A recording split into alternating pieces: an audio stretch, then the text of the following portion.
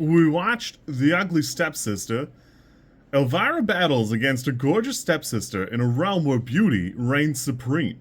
She resorts to extreme measures to captivate the prince amid ruthless competition for physical perfection. This is only about 109 minutes, and obviously it's based on the Ashen Puddle, the original Cinderella story. Admittedly, we're pretty far away from what the original story is. I didn't pull that article up. I actually don't think it's as relevant, though I will say this is pretty much this is pretty different from anything we've had up until this point regarding a Cinderella story. It's told from a different perspective. It's told with different framing. I think this is pretty fantastic. Honestly, it's pretty different in every way that matters because we've never seen it presented this way, and we've really never seen this type of thing presented. It's a very interesting tableau where everything is showing you the horrors of what for the time period there were, and if it matters to you at all of the horrific medical practices that Elvira goes through, they're pretty much spot on. Victorian medicine was pretty wild. Like, any article you read about it, eventually there are a handful of things, and the main two things are cocaine in one form or another, morphine if you want, and then there's the option for some sort of brutal mutilation. It's not that long after the Civil War, so it's pretty straightforward mangling or maiming. I think this is the Victorian era. Yeah, I could be a little bit wrong. It's got to be a little bit after that, but all the medical practices seem about right for that era. And I was kind of taken out of it for a minute. I had to look it up. Braces have been around since like 400 BC. It's been going on for a long time, so that was the only thing that I had as a sticking point. It's because I didn't know how long braces have been a thing. Yeah, they've been around. Don't worry, they've been around. Honestly, the whole thing is such an interesting tableau.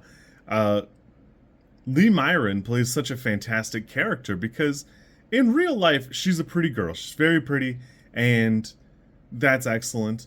But she spends the whole time being compared to Dahl Torp, who is on her own, like possessing a special beauty. At the end of the day, the ugly stepsister who we have presented here, she's not even really ugly. She's just unremarkable. At the end of the day, that's all it is. She's just unremarkable and so self-possessed, she can't abide or isn't allowed to abide, which is the real tragedy, is her mother is pressuring her with an insane fervor to keep them, from going broke, I guess. I don't fully understand the, politics of the movie, but I don't think you really need to. I don't think it's super necessary. I understand they're from a different country and, there's some interplay there, but God, this is so interesting, so fantastic. And every gross thing that happens is presented straight up, no bones about it. You want to see somebody get something stitched to their eye? It's right there. You want to see some tapeworms? They're right there. It's so gross. I had a great time with this. Honestly, it's so fantastic. Everything here is presented well. Man, it's really horrifying to see the way it goes. And amusingly, you do see the prince a couple of times.